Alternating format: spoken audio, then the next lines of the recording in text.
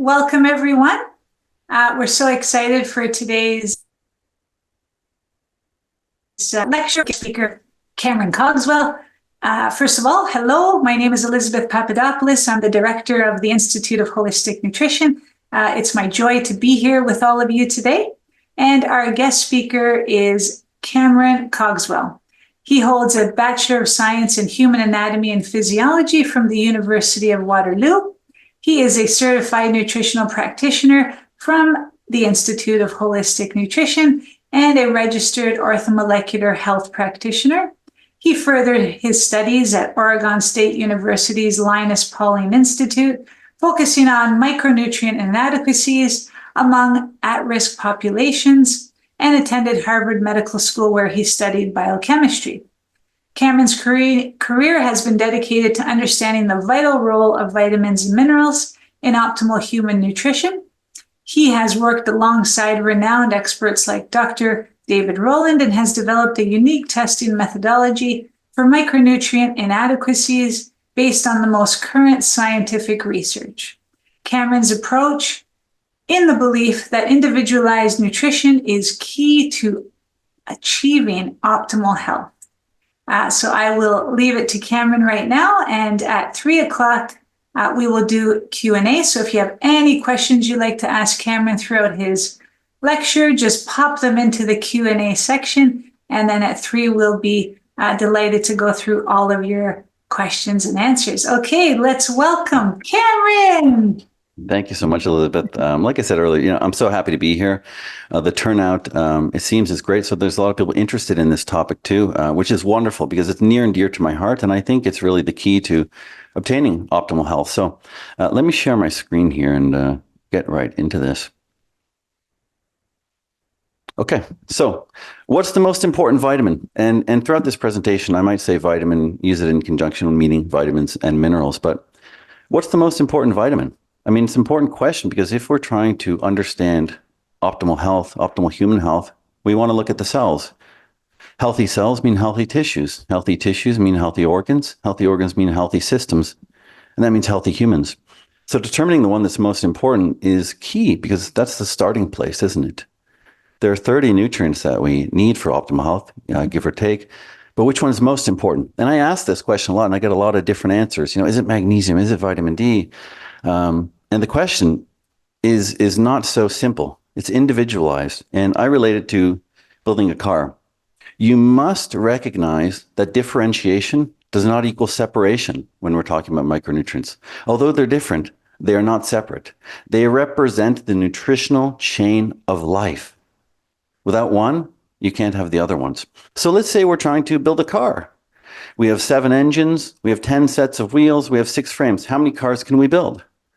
Well, we can only build 6. We're limited by the least supplied component. And it's no different for vitamins and minerals. We're limited by the least supplied nutrient.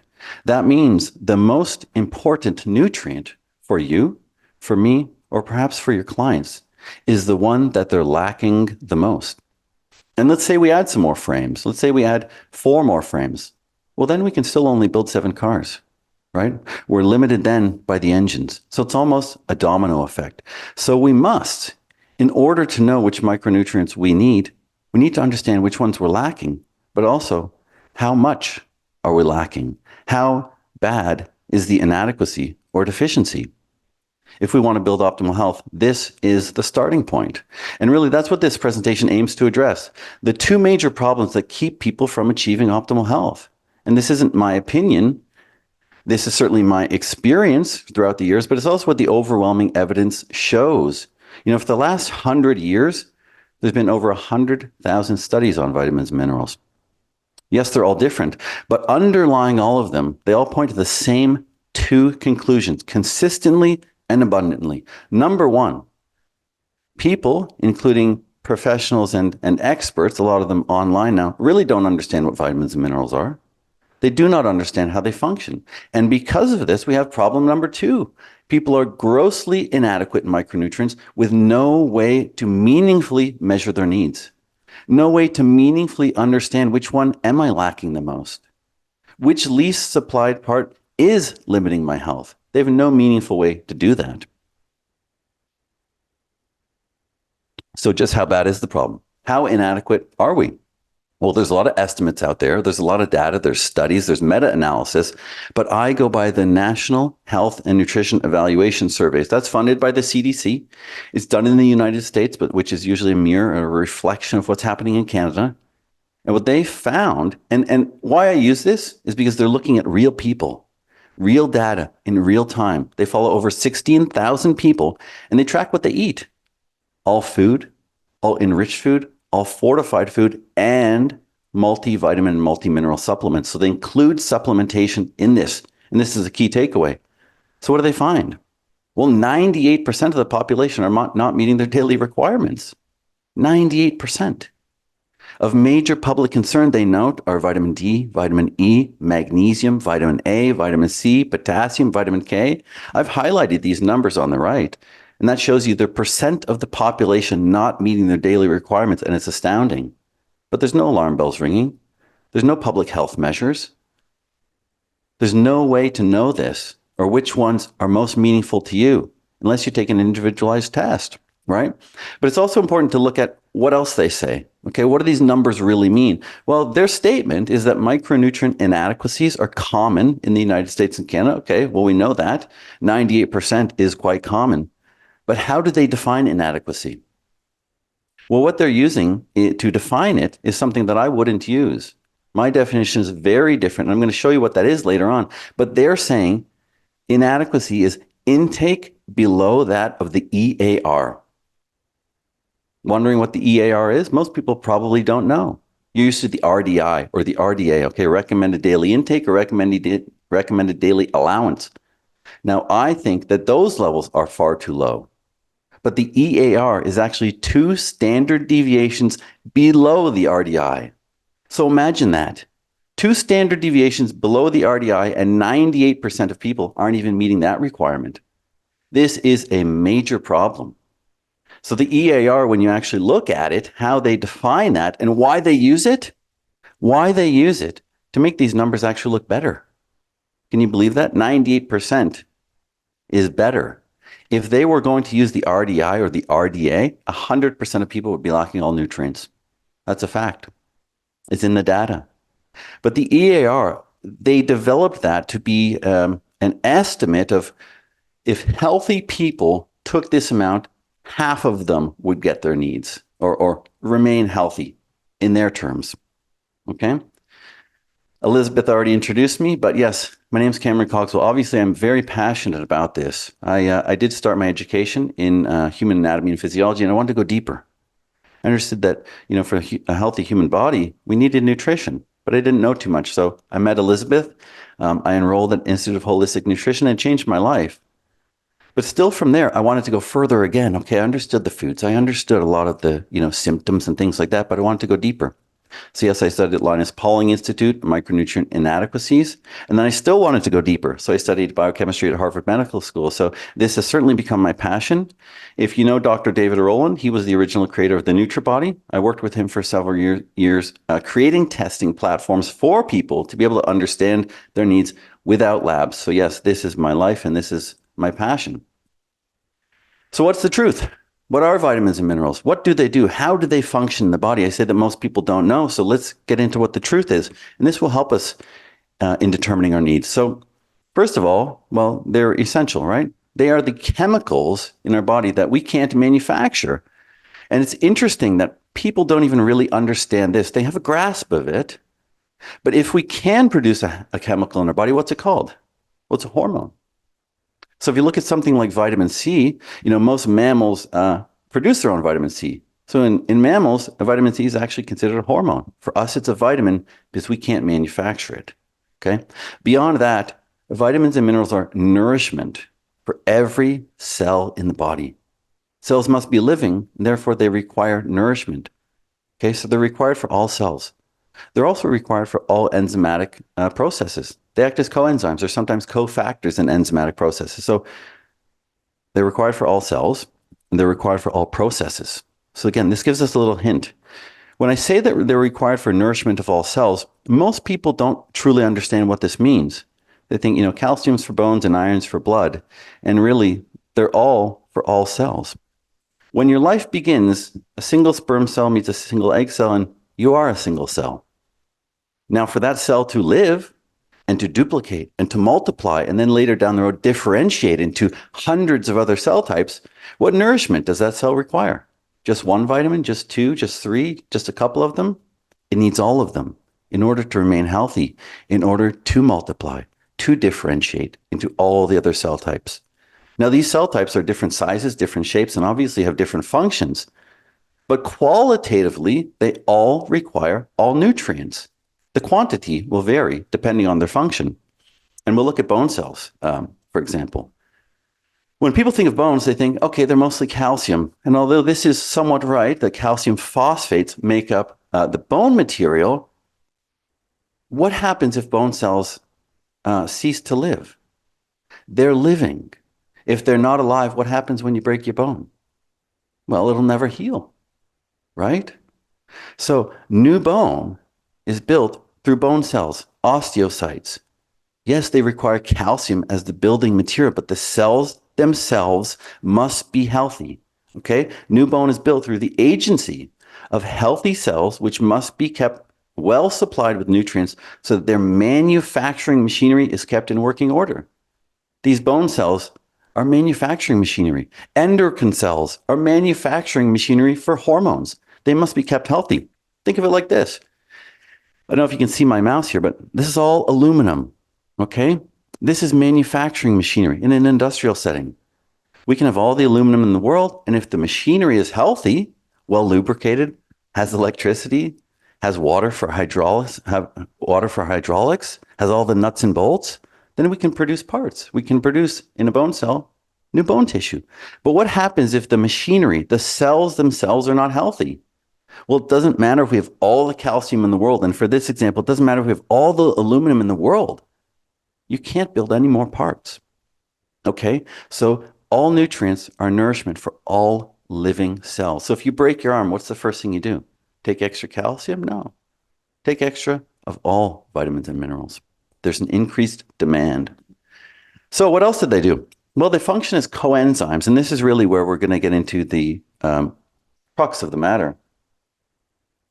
I'm using vitamin C here as an example. And although vitamin C has many different functions, I've listed 6 here. Some of the more commonly known ones, okay? So red blood cell formation, collagen production, antioxidant synthesis, white blood cell formation, norepinephrine synthesis, and of course the conversion of ferric iron into ferrous iron. So it can be utilized by the cells. So if we have enough vitamin C molecules, they can pair with the enzymes and those functions can be fulfilled, right? You can think of it as a symphony. Right? Your body's a symphony. So there are lots of different players or functions. There's, someone playing the flute, the clarinet, the oboe, whatever it is. I don't watch a lot of symphonies, but tons of different instruments. The vitamins catalyze the function. So the vitamins are the sheet music. You hand out sheet music to each of the people in the orchestra and they can function. You don't have enough sheet music, you'll have dysfunction. No sheet music, no music, right? No vitamins, no function. But this brings us to another interesting point that, again, most people don't understand. When they're out purchasing vitamins in the store, they're looking for a therapeutic benefit. They almost treat it as a drug. Oh, this vitamin does this, so let me take it. Well, what happens if we have an orchestra of, let's say 50 musicians and all 50 have sheet music? What happens if you give them more sheet music? Well, nothing. There's no benefit. Some may put it in their pocket and save it for another symphony. Some may discard it. And this is exactly what happens with vitamins and minerals. This is what happens. Fat-soluble vitamins are stored when all functions are fulfilled. And when are water-soluble vitamins excreted? When all functions are fulfilled. So this means you can never extract a therapeutic benefit from a vitamin or mineral unless you're lacking it. Okay? So remember, differentiation doesn't equal separation. If you're lacking it, then you require it. Then you will get a benefit from it. And again, the one you're lacking the most, you'll get the most benefit. So what happens if we don't get enough? If we are inadequate, which from the data it looks like we are, how does the body deal with this? What happens to the functions that depend on that vitamin or mineral? There are exceptions, and I'm willing to discuss this in the question and answer period, but for argument's sake, You have to know that the body only cares about survival. Okay, biochemical survival of the cells, the tissues, the organs, the systems, and the organism, again, which is you, me, and your clients. So it has a survival mechanism built into it. That means it's going to divert nutrients to where they're more crucially needed for the survival of the organism. So if you have, again, these 6 functions and not enough vitamin C molecules to catalyze them all, where's it going to send them? Are each of them going to function a little less efficiently? No. The body will divert them to where they're needed most. In this case, and again, there are exceptions, it'll say, we don't care about collagen, and we don't care about norepinephrine synthesis right now. The others are more important to survival.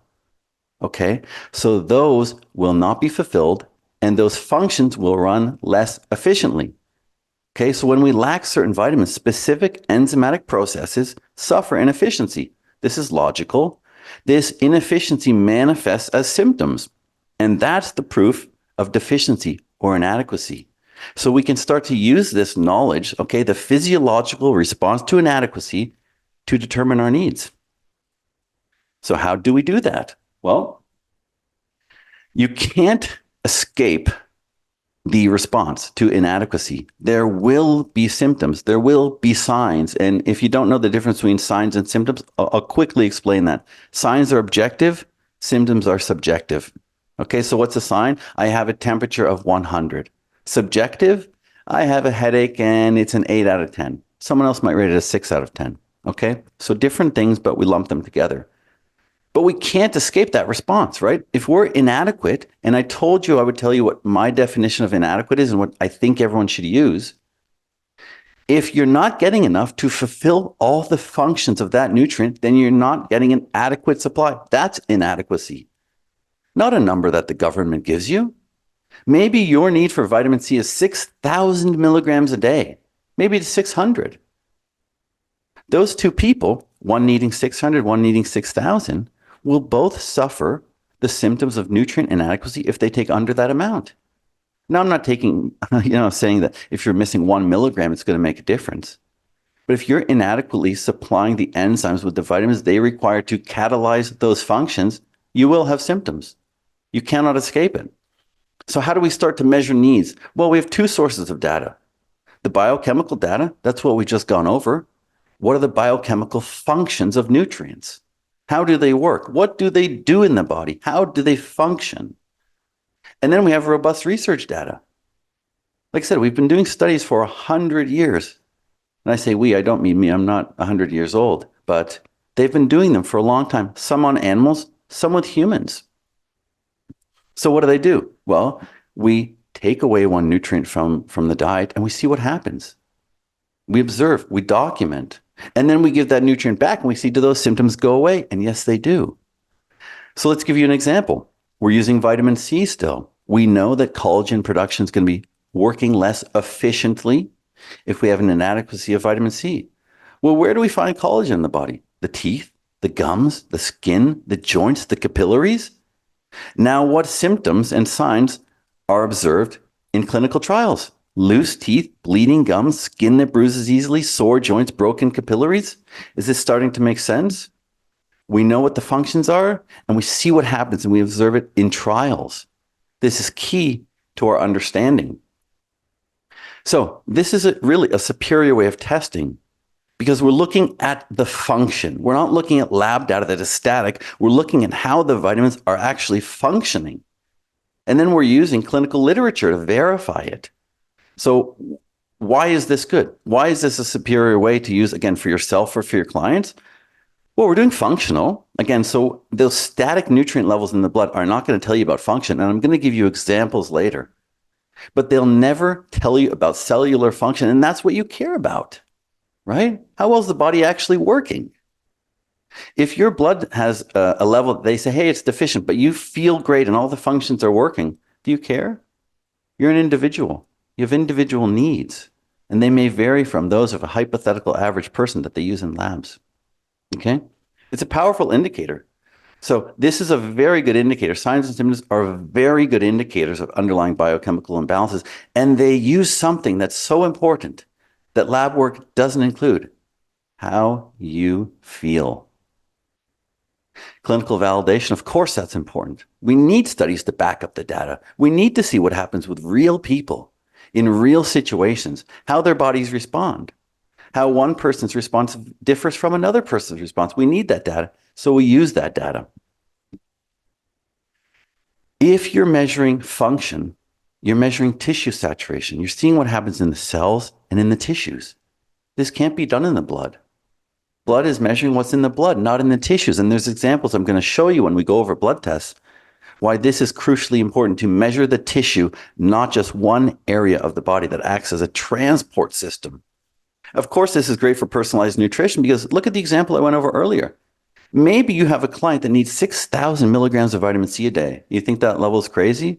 I assure you, it's actually quite common. And maybe you have another client whose, again, levels is 600 a day. By doing functional testing, you can find their inadequacies regardless of their needs. And that means you can fulfill their needs. You can provide them with the benefits of nutrition that suits their bodily functions. And then, of course, it's a proactive tool, isn't it? Because we're looking at subclinical inadequacy symptoms and signs. When in a lab, they're looking for clinical signs, which is much further down the road, not saying it's too late, but you've already done some tissue damage. So let's look at blood testing. This is always a popular conversation. And I think whether you want to learn about this type of testing for your own self-interest, or you have clients, this is going to come up. You know, I have people all the time who tell me, oh, well, I can measure my vitamins in my blood. And I say, okay, when's the last time you did it? And there's silence. They never do it. Or my doctor would do that if it was important. Well, we know doctors don't study vitamins, so they'll never think it's important. But I'm not going to get into that in this presentation. But if we want to look objectively at blood testing, we want to look at two different things. I always want to take a logical and scientific approach to everything I do. Okay, I don't just want to tell you blood testing doesn't work. I want to describe the way it works. Okay, so you can make the decision for yourself. So what are we measuring in blood tests? This is going to be important. When we extract blood and send it off, what exactly are we measuring? And then when we get the results back, what do those results mean? How do they define the parameters and ranges for healthy individuals? If we can understand both of those things, then we have a good understanding of how blood testing functions and whether or not we want to use it. So I have this little illustration here, but what is blood testing? Well, they're measuring free nutrients, free, not bound by cells, okay? Free nutrients in the blood. They're measuring your nutrient levels outside of cells, even though nutrients are used, stored, and absorbed inside of cells. So I use this illustration because, look, this is a cell, this bucket, and the hose is your bloodstream. Now imagine you have leaky cells or cells that aren't absorbing the nutrients, and you go to your doctor and say, I really don't feel good. And you're arguing with your doctor, and he's saying, well, there's nutrients in the hose. They must be in the bucket. Not knowing that the bucket's leaking, that the bucket's misplaced, that the bucket's died, right? And you'll argue with doctors over this, but they're literally extracting some nutrients from the hose, not from the bucket. So it's really a flawed method. And I love, this is one of the greatest pictures, and I've kept this for years and years. It perfectly encapsulates how many people feel at the doctor's office. And I've experienced myself, and I've managed doctors before. So I've been in all of these settings. I've done this.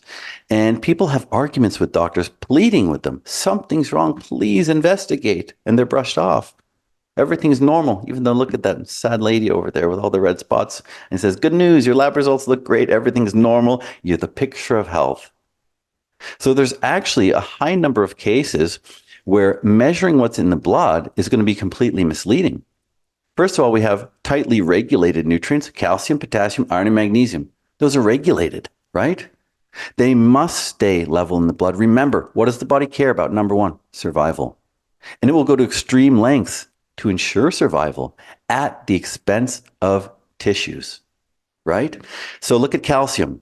Parathyroid hormone dictates how much calcium is in the blood. If calcium gets too low, no problem. We have a mineral reserve for that. It pulls calcium from the bones and puts it in the blood. So the blood level stays even. And if blood levels are too high, guess what? Parathyroid hormone signals, takes it out of the blood and puts it in the bone. So you can be extracting and leaching and leaching and leaching calcium from your bones to keep your blood levels even. Your bones can be disintegrating. And the doctor will tell you, well, your levels are completely normal. The same goes for potassium, iron, magnesium. And then what about B12?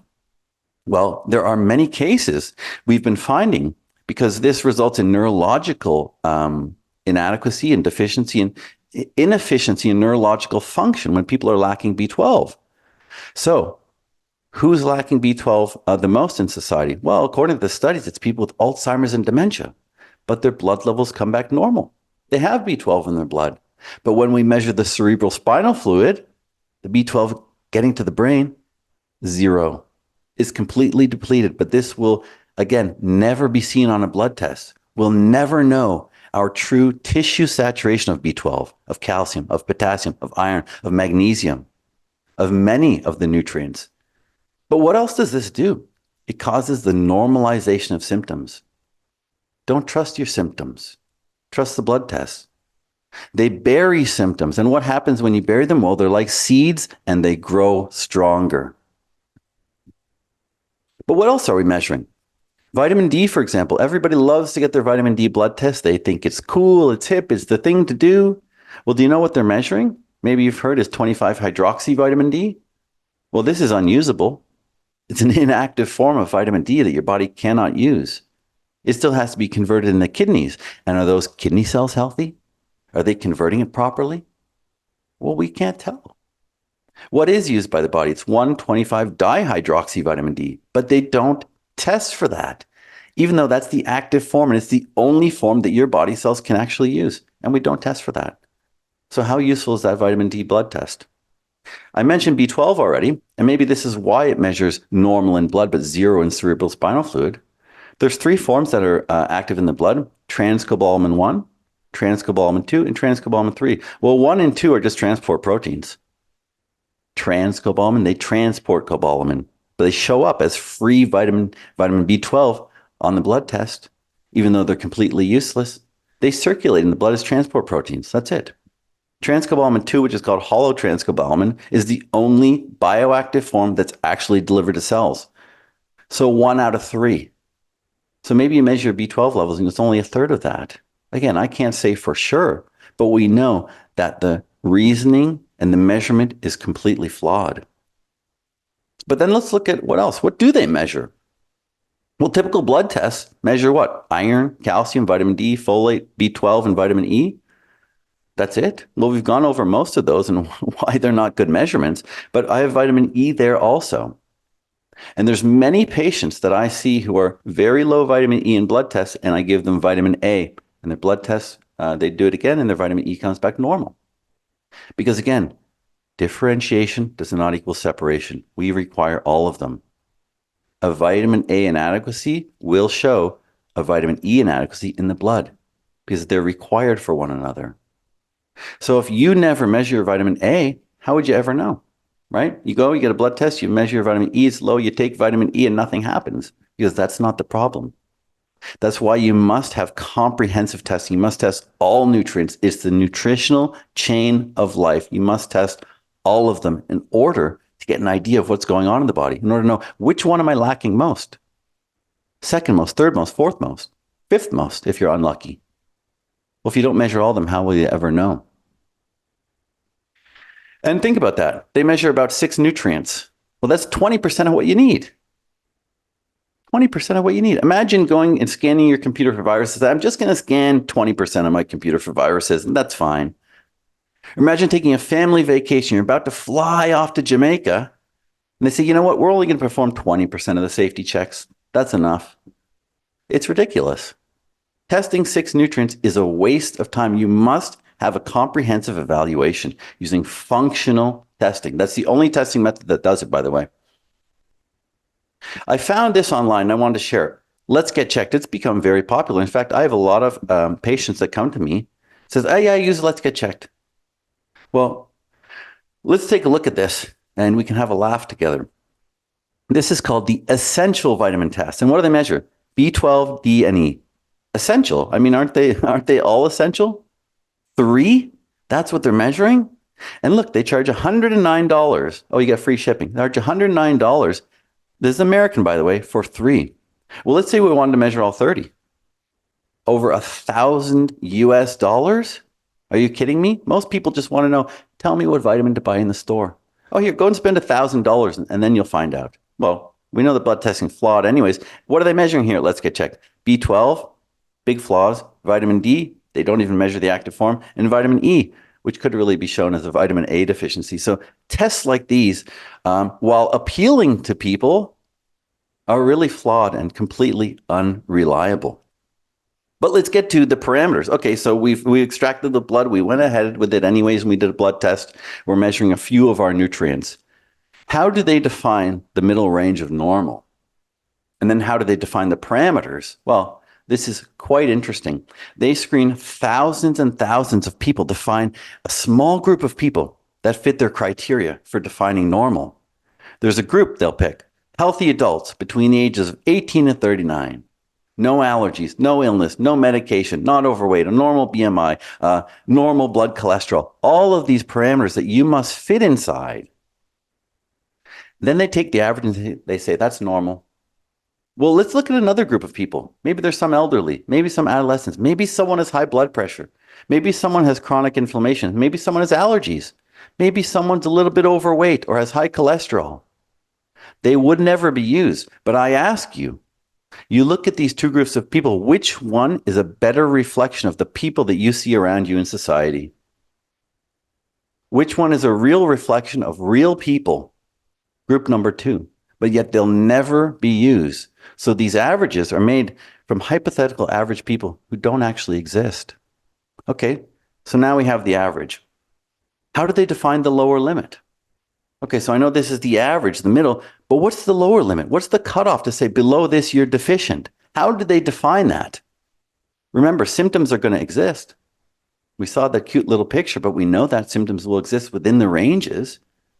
So they're telling you again, not to trust your body wisdom. Don't trust the symptoms, just look at the test. They say symptoms can't be used to determine inadequacy. Well, how do you think they determine the lower limit? Even blood sugar. We're not even talking about vitamins and minerals, but blood sugar. How do they know that below 70 milligrams per deciliter is low blood sugar? Because below that, you get symptoms of hypoglycemia. You're in trouble. Your health is in danger. You have symptoms. And then the same thing for vitamin D. Below 30 nanograms per milliliter is deficient or inadequate. How do they come up with that number? Did they pull it out of thin air? Why not 32? Why not 28? Because below 30, you get symptoms of vitamin D deficiency. That's how the lower parameters are set. So imagine that. They tell you symptoms cannot be used to determine inadequacy, but yet they use them to verify inadequacy. This is how all lower limits are set. They're set using symptoms. So don't believe when they tell you that symptoms will not work. They will. And they will allow for individualized health. Not these hypothetical averages for people who don't exist. When your clients come to you, are they the average, perfectly healthy person? No, that's not who we're treating. We need to treat the individual. So, what do we use?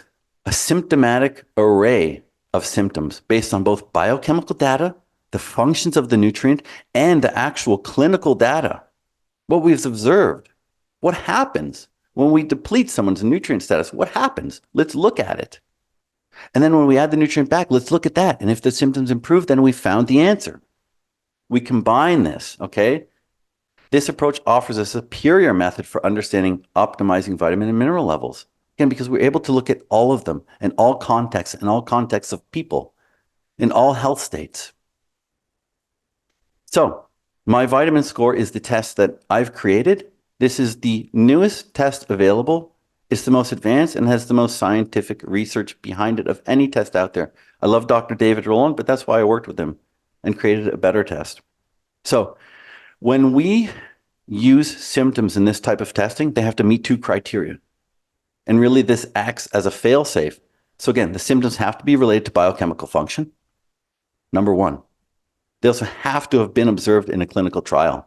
And why does that act as a fail-safe? Well, let's imagine that we have a function. We know, okay, this is a function of this vitamin. We do trials and we don't see that play out. well, then we don't include that function. And it goes the other way too. We can have a symptom that occurs during a clinical trial and say, well, this isn't, we don't know about this function. Then we don't include it because we can't say for sure that the vitamin or mineral is the cause. And then we use a minimum of 10 symptoms per nutrient, no less. No less. 10 must be used because we have to go by a 30% scientific rule. 30% means that we can reliably say, yes, this is the cause, or at least it would help if you take this nutrient. Because under that, we don't know if it's an allergy, an intolerance, or perhaps a prescription medication side effect that's causing the sign or symptom. So when you do this test, all scores are normalized to 100. That means all the scores are going to be 100 or under. 100 means perfect. Great. If you get 100, then you likely don't need that nutrient. And this makes sense because you would have experienced none of the symptoms. But what if your score is 0? Well, yeah, if you experience every single documented symptom of a vitamin inadequacy, then yes, I think you'd benefit from taking that vitamin. But we give you scoring ranges, right? So 86 to 100 means that you're sufficient. Your supply is good enough because you can be lacking a little. This isn't supposed to be a presentation that says if you're lacking a vitamin even a little bit, you're in health trouble. No. But yes, processes will run less efficiently, and the body's meant to do that. The body can run less efficiently. I mean, we've survived for what, millions of years? Of course we can. But we're looking to supply people with optimal health. If your score is 90, why not go for 100? Isn't that the ultimate goal? So we've broken into deficient, inadequate, and sufficient.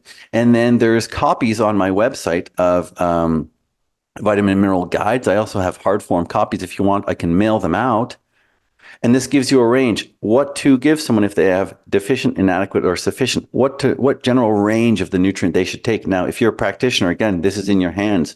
It's not for me to prescribe anything to anybody, but I'm going to look at the data and say, if you're really lacking this, then yes, we want to saturate your tissues quickly, right? We want to see a cessation of these symptoms or these signs.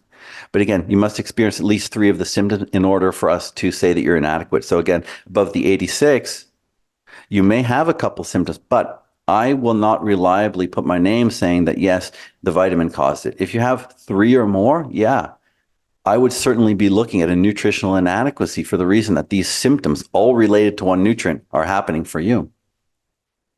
That's a sample of what the report would look like.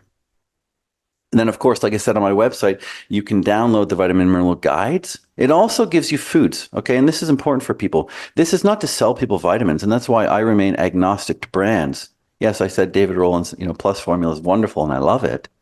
But I like to remain brand agnostic. Maybe people just want foods, right? That's important too. If I have an inadequacy, not a severe deficiency, but inadequacy and say vitamin C, well, maybe I just want to include some foods that are high in vitamin C. So my guide has all of that for you as well. It's free for everyone. You can download on my website. If you're interested in doing this test, I'm giving everyone 30% off, IHN30. It's myvitaminscore.com. The test is relatively inexpensive. The reason for creating this test is to help people. Okay, it's not to charge people a lot of money, $1,000 for blood tests. And believe me, I've had clients who've paid $2,000 to get their blood tested. $2,000. Okay, we want people to be able to afford this and to understand it and to have meaningful results and say, okay, this one's the one I'm lacking most. This is where I can have the most impact on my health and feel it and come back and report to you that, yes, I'm feeling good. I'm feeling better. This has changed. Okay, if you want to use this type of testing in your clinic, if you see clients, then you can just email me directly. It's Cameron@myvitaminscore.com. I'm happy to talk to anyone or give this presentation again if there's other groups. But thank you very, very much for listening. And that completes the presentation. Okay, wonderful. Let me just give me just 1 second here, Cameron.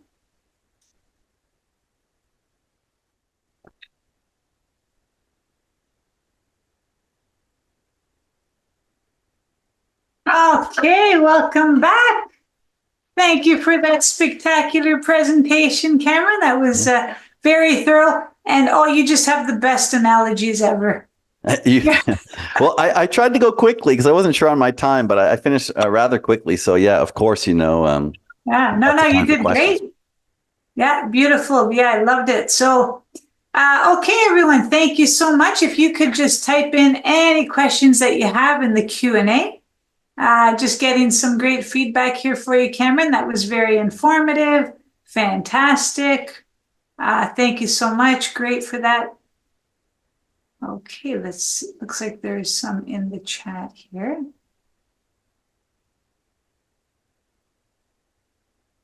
Okay, can we determine vitamin deficiency by functional testing? And it is very bio-individual. So can a client go to a supplement store to make up these deficiencies? Okay, we'll end there. This is a really long one. Start with that. Yeah, so that's part of the idea, and this test that I've created actually is used by some retailers, because that's the idea. At the end of the day, I started my career. I worked at GNC. This is how I used to pay the bills back when I was a teenager, and although I was well-meaning and wanted to help people, even at that age, people would come into me and say, I have a dry hair. What vitamin do I need? I'm 18 years old. And I just met you. How am I supposed to be able to tell you this, right? And it goes back to what I said in the presentation. Well, you need to find out what you're lacking. And it goes back to even things that I learned at IHN and that everyone should know. You treat the person, not the disease. You have to understand what the person is lacking, right? Because there are infinite different combinations of nutrient inadequacies that can cause odd symptoms and different patterns of symptoms. So that's why you must test for all of them. But yeah, then you could really just do this. Take this list and go to the supplement store. Of course, I believe in talking to a practitioner. It's not my stance to say, yeah, test yourself and then go buy vitamins. I offer the test because I think it's a much needed tool. 80% of Canadians purchase vitamins and minerals, and above 90% are deficient. And look in that NHANES data that we looked at, clearly that includes supplementation. So people really don't know what they're buying. I mean, my parents go into the vitamin store and just pick, oh, that's what the person told me to buy, without actually knowing what they're lacking, right? So yes, this can certainly be used as a shopping tool, but I would encourage people to work with practitioners to look at it. And how does DNA testing for deficiencies compared to blood testing and your test? I love this question. So, I figured someone would bring up DNA. This is really the nature versus nurture argument. And I've looked at this extensively, in terms of biochemistry. And really, the way to look at this is that DNA is the father, or let's not be precise, let's say the parents of enzymes. Okay, so your enzyme systems are determined by your genetics. So that means there are infinite different ways that enzyme systems can be arranged. And this is really what constitutes your biochemical individuality is your enzyme systems. And that means if enzyme systems can be, no two people will have the same. Let's put it that way. No two people will ever have the same enzyme systems. And that means no two people will ever have the same vitamin requirements. So yes, DNA testing is a good way to look at this. Much better than blood testing, which again, I think is one of the worst. I'm not trying to discourage anyone from doing anything that their doctor told them to do. That's not my place. But looking at the data, blood testing is one of the worst. DNA will give you a look at the enzyme systems, or they'll do enzyme assays, which are actually quite expensive and do work. Yeah, I would pick DNA over blood, and then I would pair it with functional testing. Okay, these are my enzyme deficiencies. So that means perhaps maybe I am someone, like I said in the presentation, that needs 6,000 milligrams of vitamin C a day because of enzyme pathways and enzyme deficiencies. So yes, DNA is not too bad at all. Perfect. Excellent. And again, so I'll just say, the goal again, is DNA testing, blood testing. They can be expensive for people. We want everyone to have access to something like this. Even if, when people critique this way of symptoms, I say, the easiest thing in the world is to point out that something a human made isn't perfect. Of course it's not. But this is an inexpensive way for people to have a general idea to at least get on the right path to determining nutrients. But yeah, sorry, go on. Mm-hmm. Yeah, that's great. And if someone has malabsorption issues, would you recommend food over supplements?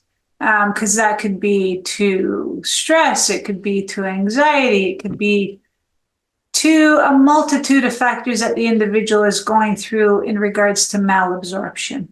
Yeah. So what I would say about this is the malabsorption itself can be related to nutrient inadequacies. I mean, when you really dive down this, as I've done for like literally over a decade, it is surprising. When you look back at the data, even going back, 70, 80 years, they have some of this data.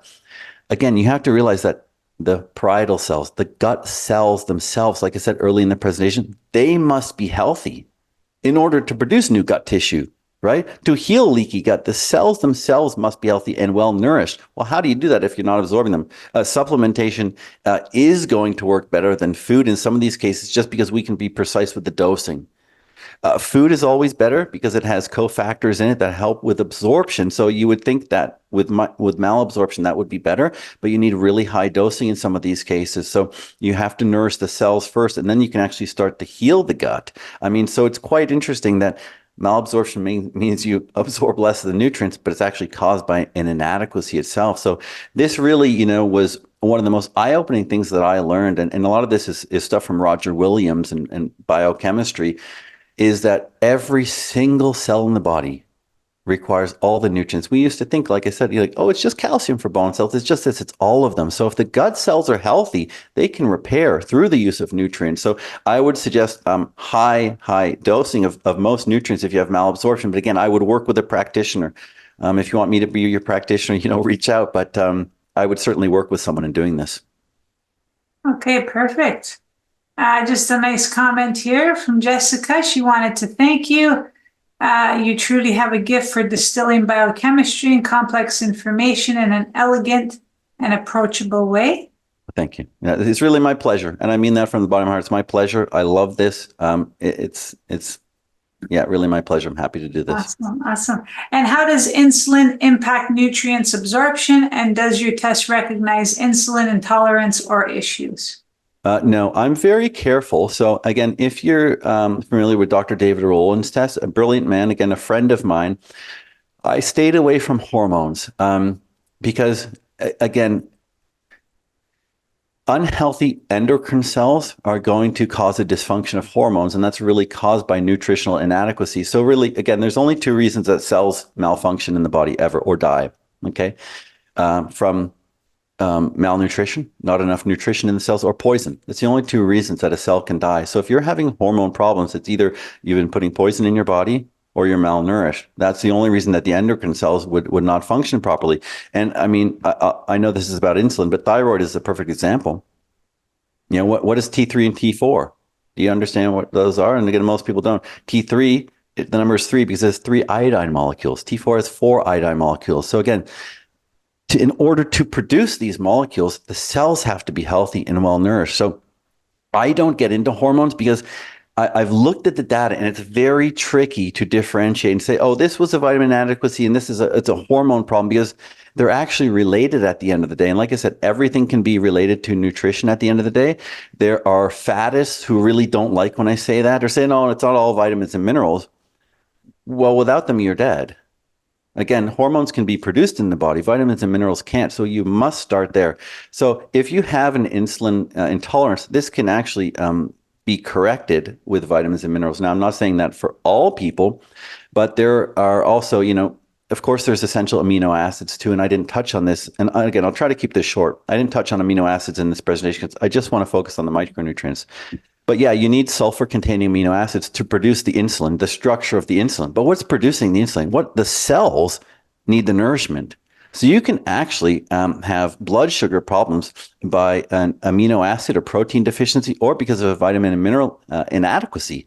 You can give yourself hypoglycemia from malnutrition. And again, not just from eating excess sugar, but from having a poor nutrient status. So again, my test doesn't go over that.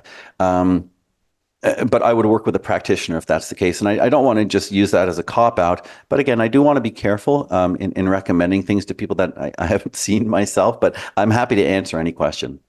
Okay. All right. Great. And what are your thoughts on live blood cell analysis and finding out about nutritional deficiencies that way? Yep. So I'm familiar with some of these tests. I think that they're better than blood tests.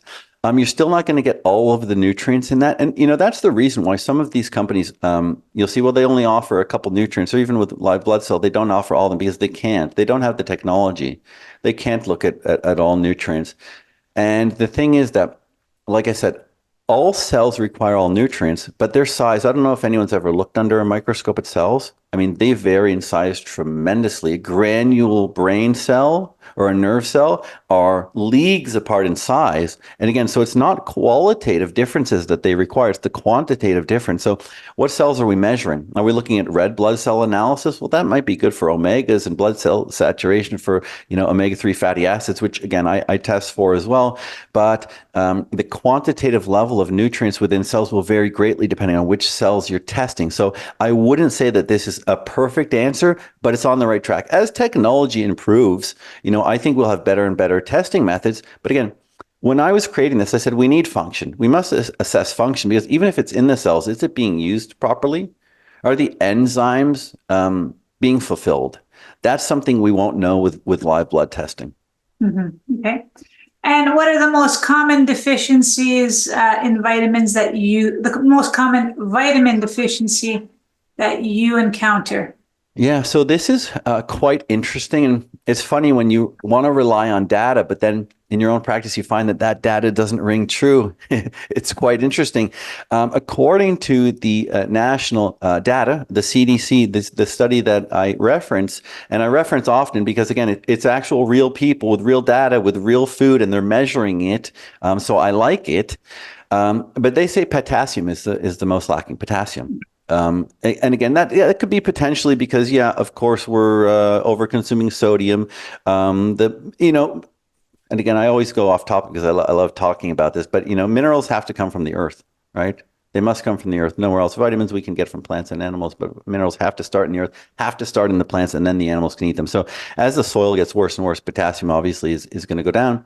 But then when you look at potassium supplements, we're very limited to what we can buy. 99 milligrams, I think, is the max you're allowed to buy. So if you want to get 2,000 a day, well, you're taking 20 pills, and compliance is going to be very low. So potassium is what they found when they're actually measuring people out in the field, but it's not really what I see when we're doing functional testing. And this is strange to me, but one of the greatest deficiencies I see is B vitamin deficiencies. I think this is obviously through processed food, through the consumption of alcohol, because since vitamins and minerals are used for every single process in the body, even when you're eating, you're using nutrients. So you're hoping that the food you're eating is replenishing what you're taking away. So if you're eating food that's not nutrient rich, you're actually robbing the body of nutrients. So the more processed carbohydrates that we eat, B vitamins are going to be just going down and down and down and down and down. So I see that very often in practice, that B vitamin deficiency is very, very common. And can blood work show malabsorption problems? I'm not sure on that, if they can or not,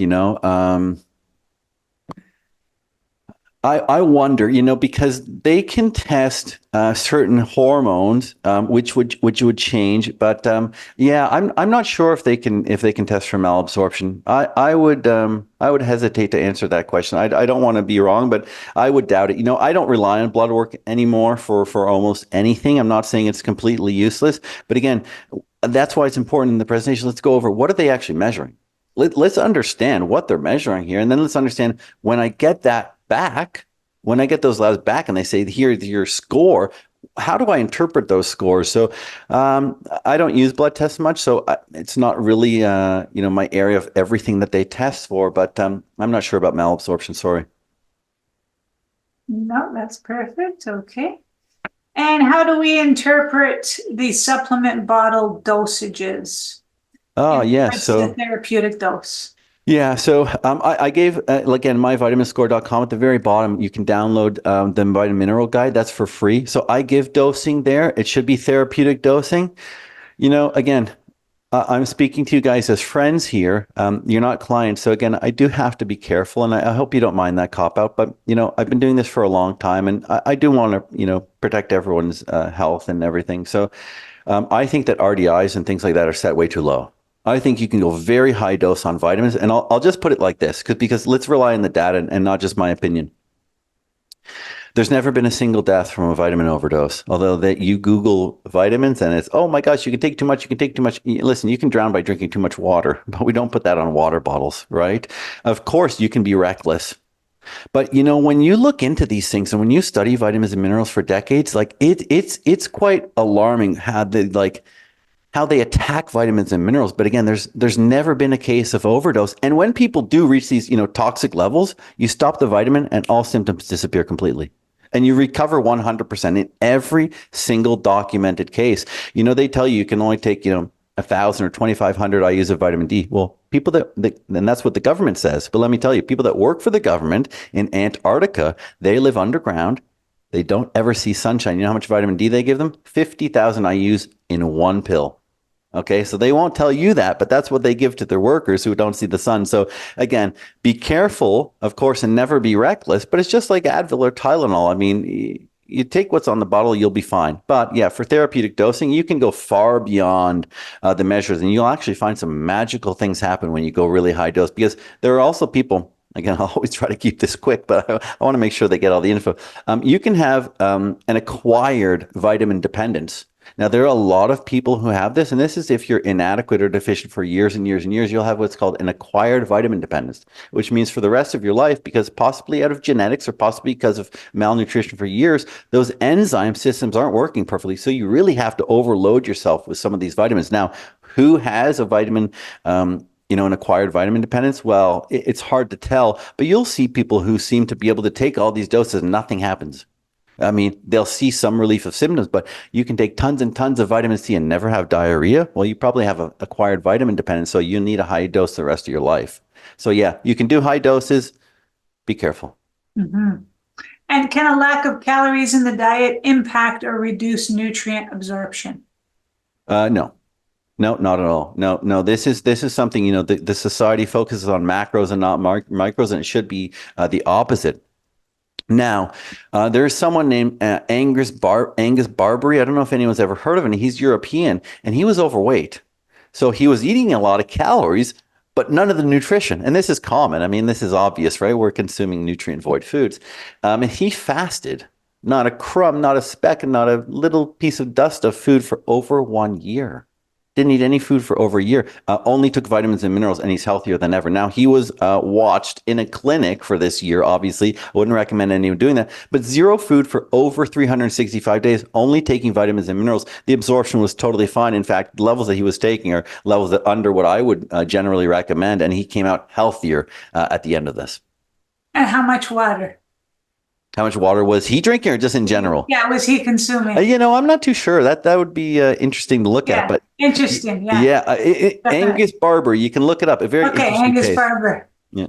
Okay, and your thoughts on coffee with nutrient depletion? Yeah. Well, the first thing I do when I get up every morning is make myself an espresso. So there you go. I'll say that. Thank you for your honesty, Cameron. Put all the coffee drinkers on today. Okay, at least it's an espresso. But yes, of course, any type of stimulant. I drink decaf a lot of the time. I will say this, but it's the first thing I do. Like I love, growing up, just the smell of coffee, right? I mean, who doesn't love that? Even if you don't drink coffee, the smell's intoxicating. But yes, it will deplete nutrients. An hour away from nutrient intake for sure. And I mean, especially with food, if you take supplements, yeah, that's one thing. But with food, especially if it's going to open your pyloric sphincter, you're going to have some digestive issues right there. So I would always put it an hour away from any kind of supplementation or any kind of organic that I'm putting in my body. Yeah. People are wondering if your test is in U.S. or Canadian funds. It's Canadian. I'm Canadian. It's Canadian. Hey, we're in Canada. It's cheaper than you thought. It's getting cheaper by the day with how bad our dollar is. That's awesome. Okay, now we have some more questions here, and just give me 1 second here, camera.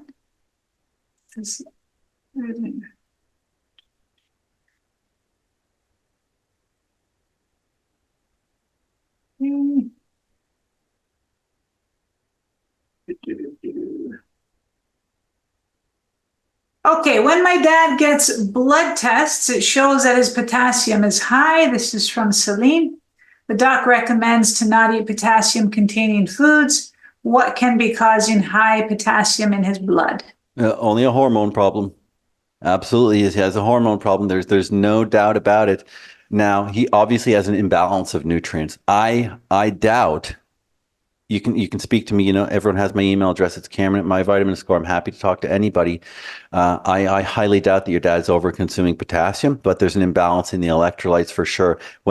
Sometimes what they'll do when they're doing blood tests and say, oh, you're actually high in this, is they're actually measuring the hormone level and just extrapolating the data. They're not actually measuring blood potassium levels. They could be, but they're usually measuring hormones. Sometimes that's what they'll do, is they'll measure parathyroid hormone and say, okay, well, this is generally probably what your calcium is, because this is how much a hormone is pumping through your blood. But again, it's not really indicative of what's in the cells. So even if your dad has more potassium in his blood, which again is very uncommon, almost wouldn't happen, there would be a response against that by the body. What's happening in the cells?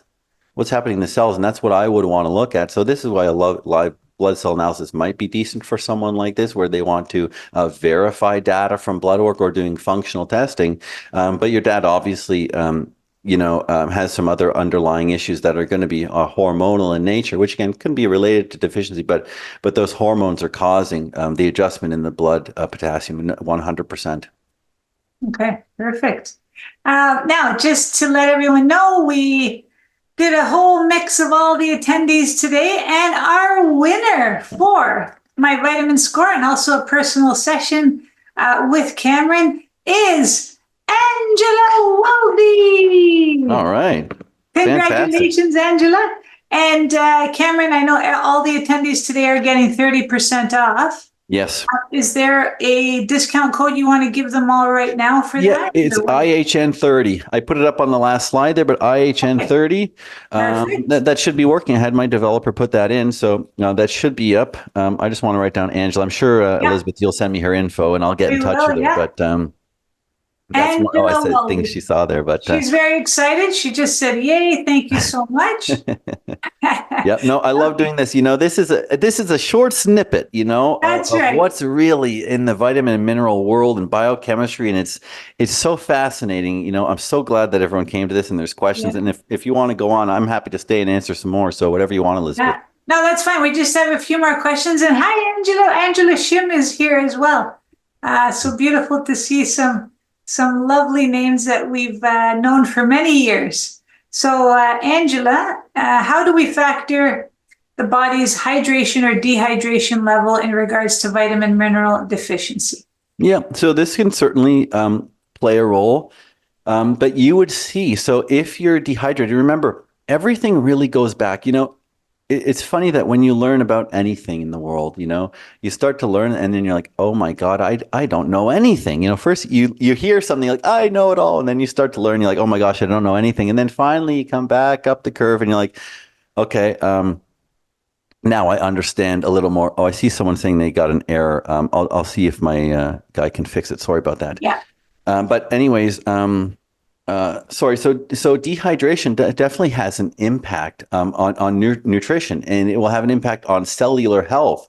That's really what we're looking at here, is the health of the cells, and the cells in turn will be reflective of the tissues, and the tissues, the organs, and the organs, the system, and the system, the individual. But yeah, I mean, you want to be well hydrated. Drinking too much water can flush out some nutrients, but I wouldn't be too worried about that. By dehydration is really the problem here, where nutrient transport could be run less efficiently. But again, this is someone who might want to talk to one-on-one. I'm not 100% sure, because if it's you who's dehydrated, start drinking more water. But we can talk about that. It's hard sometimes to judge dehydration in people because again, symptoms overlap with a lot of these things. But yeah, I mean, I would be saying that dehydration would be more of a problem than overhydration for most people. All right, beautiful. Okay, and what would give high chlorine in blood work? That would be, it's difficult to, again, look at some of these things when they're looking at excesses. If you have high chlorine in your blood, then yeah, there's some toxin that you're consuming. Pardon me? Tap water, excessive. I would go there as well. The thing is though, with some of this blood work, it can be deceiving because yeah, I mean tap water for sure. Number one, you know that you should be cutting that out. But there's some foods that you can eat that will show high blood chlorine. Same with arsenic. So a lot of these things you can eat a particular food, and I don't know if anyone's ever seen that Seinfeld episode where they have the poppy seeds and then they test positive in the drug test. But this happens. There are people who eat too much cauliflower and their chlorine is shown to be high. So I mean, it could definitely be diet deficient, and that's why although blood test is like alluring and it's what the medical system uses, and I'm not here to tell you to never do it. It's a snapshot of one moment in time. You go and do that again, and maybe the chlorine's a bit lower. But I would certainly be looking at tap water, like Elizabeth said, number one culprit. But then there are some foods that you can eat that will actually show high chlorine content just because of their chemical composition. Mm-hmm. Yeah, certain seafood will have that as well. Yeah. Okay, we'll just take a few more here. So what about high inflammation? Eleni here says in her blood work, she's shown high inflammation for the last 3 years. She's been taking ginger, turmeric, rhodiola, vitamin D, B complex, but her inflammation is still high. Any other recommendations? Yeah, well, again, I mean, assess yourself to see where you're lacking, but omegas are probably going to be one of the most underlying things. So in some of the other work I do, I work closely in omega fatty acids. And I sit on a board with an omega company, and what we're realizing is that people are just grossly inadequate. You can actually get your red blood cells tested. This is one where it actually does work well because they saturate in the blood. So red blood cell testing would work reasonably. Now I do functional testing for omegas, so you can find them there, and I would only be testing for omega-3. But anyways, when we've done studies with just random populations, they find that people, you should be about 1-to-1, your omega-6 to omega-3. Omega-6 is pro-inflammatory, omega-3 is anti-inflammatory. You need a balance. You can actually get away with having 2-to-1, like a little more inflammatory omegas, and that's fine because you want an inflammatory response. You hurt yourself, you bump yourself, you have trauma, you want an inflammatory response. But when we test wide populations, instead of it being 1-to-1, the average person, remember, some people are higher than this, is 25-to-1, omega-6 to omega-3. So the overconsumption of omega-6 is really underlying most people's low-grade inflammation, which we're seeing as the underpinning in a lot of medical and other health issues is this chronic inflammation, which would be a result of overconsumption of omega-6s. So yeah, you want to increase your omega-3, but I would be suspecting that this person really needs to get their omega-6 under control, and it's probably one of that. And if you do have inflammation, remember this, all your blood testing will be skewed. Inflammation skews blood tests 100%. You could probably ask your doctor, and that's something they may actually admit. Mm-hmm. Yeah, and I definitely go to the diet as well. Absolutely. Of course. Investigation and diet. Yeah. Okay, last question, Cameron. Do you recommend juicing? What is your personal opinion? On juicing? Sorry, you cut off there. Is that juicing? On juicing. Yeah, I think it's great. I think it's fantastic. I think people should definitely do it. I recommend juicing to certain clients, and I'll always have them do it first thing in the morning. I mean, it doesn't have to be right when you open your eyes, but that's the first thing they put in their body. This will help with extraction of nutrients. And someone asked about malabsorption earlier. This tends to help a lot of people, especially if you have like digestive issues. Juicing like an entire head of lettuce and other things in there is wonderful. I like juice. I use it personally only after I fast. So I'll fast for a couple of days. The longest I've done is 5 days. I don't know. There's people out there who do much longer. I know Angus did it for over a year, but after I fast, I use juices. So that's how I, start back up rather than putting whole foods in my body. But I think they're fantastic. I think extracting the nutrients from food and getting it in a short little concentrated form is wonderful. Yeah, as long as you're juicing organic produce. Yeah, there you go. You are good to go. Yeah. So Cameron, we wanted to thank you so much. That was fantastic, very thorough, tons of material that was covered. And as one participant said, your analogies are epic. You've always said that, Thank you very much. Thanks. Yeah, that was fantastic. So thank you to everyone for coming today.